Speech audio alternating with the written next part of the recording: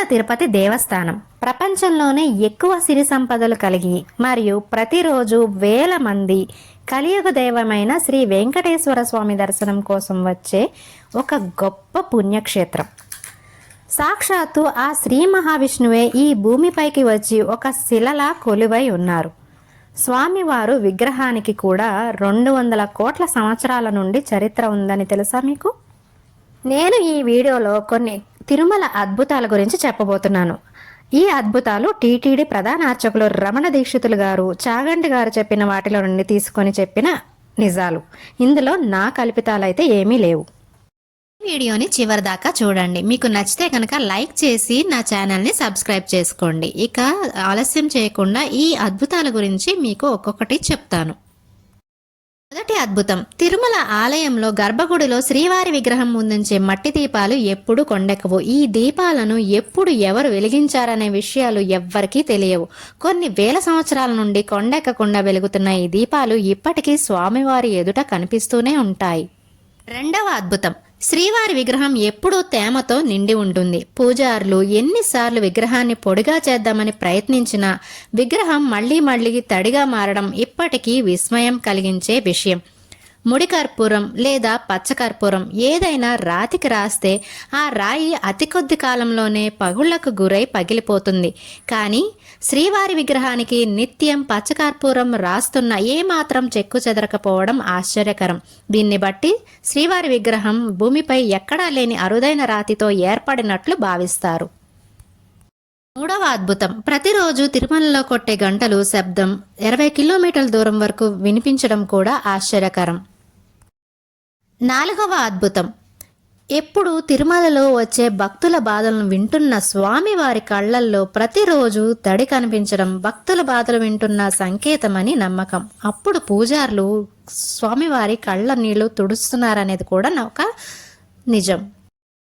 ఐదవ అద్భుతం, మనకి పురాణాలు చెప్తుంది కూడా. స్వామివారు ఒక 30 ఏళ్ల యువకుడుగా ఒక్కొక్కసారి అమ్మవారితో ఉంటారు, లేక అమ్మవారు లేకుండా కూడా గుడి పరిసరాల్లో కానీ వెంకటాచల పర్వతాలలో కానీ స్వామివారు సంచరిస్తూ ఉంటారని, విహరిస్తారని సత్యం కూడా ఉంది. ఆరవ అద్భుతం, స్వామివారు వైకుంఠం నుండి అవతరించినప్పుడు దేవశిల్పి అయిన విశ్వకర్మని పిలిచి 1000 స్తంభాలతో నాకు గుడి కట్టి ఇవ్వు, నేను అందులో ఉంటానని చెప్తారు. విశ్వకర్మ నిర్మించి ఇస్తారు. అప్పుడు స్వామివారు శ్రీదేవి భూదేవిలతో తన దేవతా గణాలతో అందులోకి ప్రవేశించి అందులో ఉంటారు. సాక్షాత్తు అందరితో మాట్లాడుతూ అడవులలో వెంకటాచల పర్వతాలలో సంచరిస్తూ ఉంటారు. తర్వాత కలియుగ ప్రారంభంలో స్వామివారు నేను మాట్లాడను, శిలా విగ్రహ రూపంలో దర్శనమిస్తూ ఉంటాను, కలియుగంలో భగవంతుడు మాట్లాడుతున్నాడంటే నమ్మను కూడా నమ్మరు అని అంటారు. దీనినే అచ్చావతారం అంటారు. కానీ యోగులతో మహాభక్తులతో నేను మాట్లాడతాను, సంభాషిస్తూ ఉంటాను అని చెప్పి ఉంటారు. ఆ తర్వాత ఆ 1000 స్తంభాల మండపం ఇప్పటికీ తిరుమలలో ఒక చోట ఎవరికీ తెలియకుండా ఉంది. ఏడవ అద్భుతం, సుప్రభాతంలో కౌసల్య సుప్రజ రామ అని బంగారు వాకిలి తలుపులు తీసి అర్చకులు లోపలికి వెళుతుంటే దేవతల భుజాలను ఒరుసుకుంటూ బయటికి వెళ్తారు అని ఆగమం. ఇది ఆగమ శాస్త్రంలో రాసిపెట్టి ఉంది. దానికి తగినట్టే దేవాలయంలో కూడా పూర్తి పాజిటివ్ ఎనర్జీ కూడా ఉంటుందని ఒక సత్యం కూడా ఉంది. ఎనిమిదవ అద్భుతం, ఇది కాయ రసాయన తీర్థం. ఈ తీర్థం వరాహ పురాణంలో ప్రస్తావించబడింది. ఈ తీర్థంలో అపారమైన శక్తి ఉందని, వృద్ధుడైన వ్యక్తిని కూడా మళ్ళీ యువకుడిగా మార్చే సామర్థ్యం ఉందని నమ్మకం. కథనాల ప్రకారం పూర్తిగా ఎండిపోయిన ఈ ఆకు ఈ తీర్థంలో జలంలో ముంచితే ఆ ఆకు తిరిగి తాజాగా పచ్చదనంగా మారుతుందని కూడా చెబుతారు. తరతరాలుగా అనేక మంది ఋషులు, యోగులు మరియు పరిశోధకులు ఈ తీర్థాన్ని అన్వేషించారు. కానీ ఇప్పటి వరకు ఎవరికీ అది కనబడలేదు. కలియుగంలో మనుషులు లోబులకు మారిన కారణంగా ఋషులు ఈ పవిత్ర జలాశయాన్ని ఒక పెద్ద రాయి కింద దాచేశారని చెబుతారు. స్వచ్ఛమైన సంకల్పంతో ఎన్నో సంవత్సరాలు ధ్యానం చేసిన ఒక ఋషికి లేదా యోగికి మాత్రమే ఈ తీర్థానికి కనబడుతుందని నమ్మకం. ఈ కాయ రసాయన తీర్థం పాపనాశనం నుండి సుమారు 3 మైళ్ళ దూరంలో ఉన్న సనక సనందన తీర్థం సమీపంలో ఉందని ప్రజలు విశ్వసిస్తారు. అయితే ఈ తీర్థం యొక్క ఖచ్చితమైన స్థానం నేటికి ఒక రహస్యంగానే మిగిలి ఉంది. ఇక 9వ రహస్యం, ఒక గుహ గురించి చెప్తున్నాను. ఈ గుహ మరో లోకానికి దారి తీస్తుందని నమ్మకం. శాస్త్రాల ప్రకారం తిరుమలలో 2 ద్వారాలు ఉన్నాయని చెబుతారు. ఈ ద్వారాలు ఒక వ్యక్తిని మరో పరిమాణ లోకానికి తీసుకెళ్లగలవని విశ్వాసం. వాటిలో ఒకటి వైకుంఠ గుహగా ప్రసిద్ధి చెందింది. సీతాదేవిని అన్వేషిస్తూ శ్రీరాముడు వానరులతో కలిసి కొంతకాలం తిరుమలలో ఉన్నాడని కథలు చెబుతున్నాయి. ఆ సమయంలో కొండలను అన్వేషిస్తున్న కొన్ని వానరులు ఒక గుహలోకి ప్రవేశించగా అకస్మాత్తుగా వారు తమను తాము పూర్తిగా భిన్నమైన మరో లోకంలో ఉన్నట్టుగా అనుభవించారంట. అక్కడ ఉన్నవారు రాత్రిలా నలుపుగా కనిపించినప్పటికీ దివ్యమైన తేజస్సుతో శంఖం, చక్రం, గద, పద్మం వంటి ఆయుధాలను మహావిష్ణువులాగానే ధరించి ఉన్నారట.